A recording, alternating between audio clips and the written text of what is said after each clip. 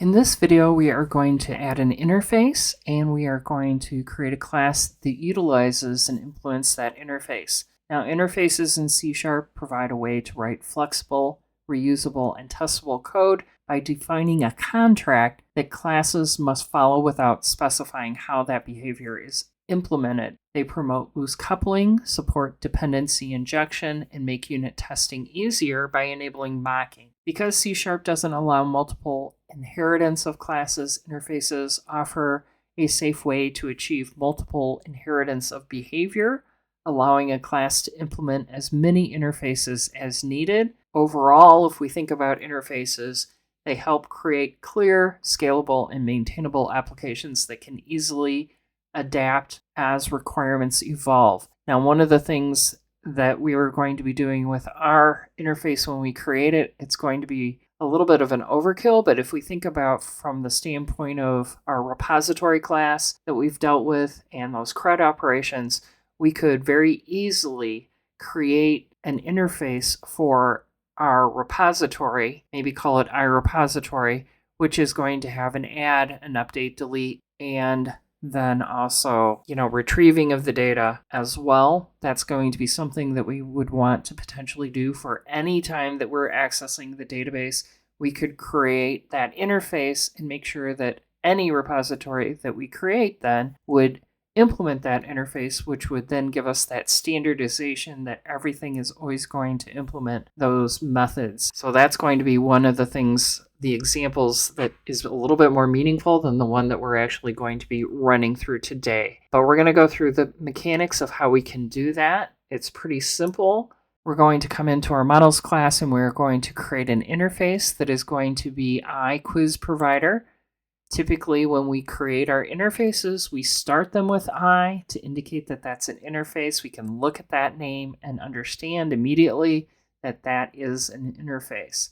We'll also be utilizing some interfaces when we get to using our generic methods this week as well.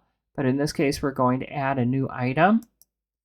This is going to be an interface.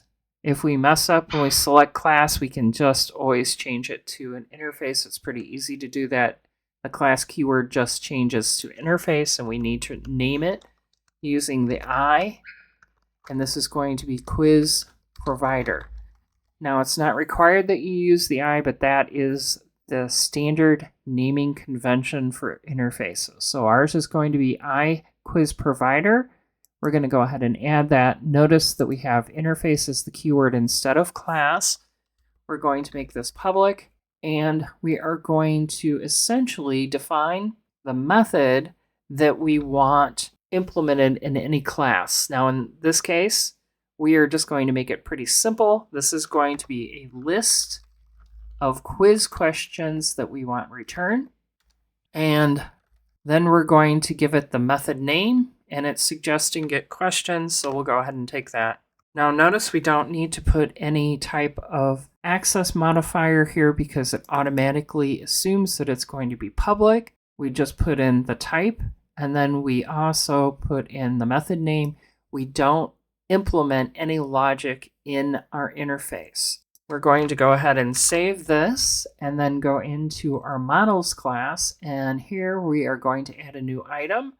And in this case, this is going to be a class, and we are going to call this class default quiz provider. We'll make this public. We want to go ahead and implement our iQuizProvider. And immediately it's showing us red because we need to implement the interface, which is going to bring in our method. Notice that it automatically gave that public because everything that is in that interface is going to be public, and it's giving us a throw not implemented exception. That means that we need to put something here. Otherwise, if we just run it as is, it's going to throw an exception saying that the code isn't implemented for this interface, which makes a lot of sense. And for our default quiz provider, essentially that get questions, we want to return a new list of quiz questions.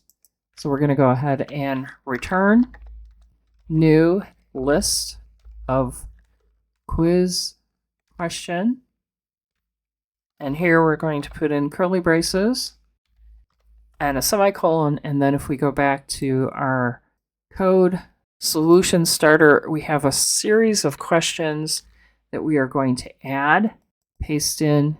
So in each case, we are creating an instance of the quiz question. I'm going to go ahead and indent these as well. Passing in a question, so that's one of the properties.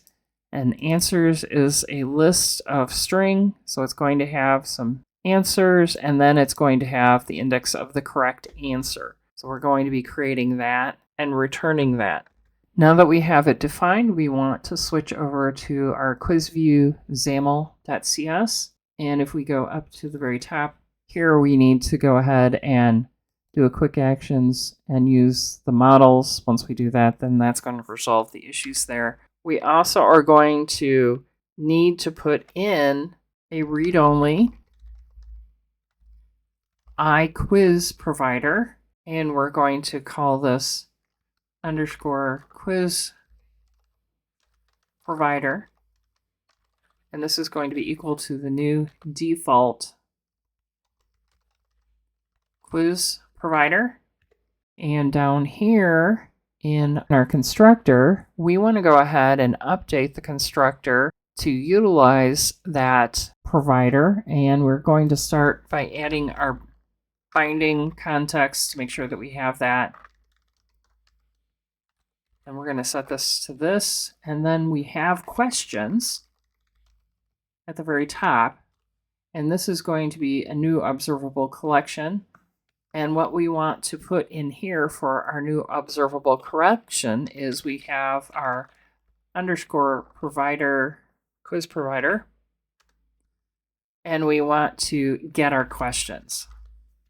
So that's going to be the implementation. So essentially we're going to go out, get those questions from our quiz provider that is using that interface. It's going to return that, and then we're going to use that list that's being returned to update our observable collection and populate the questions. In the next video, we are going to go through and add some generic methods to a helper class.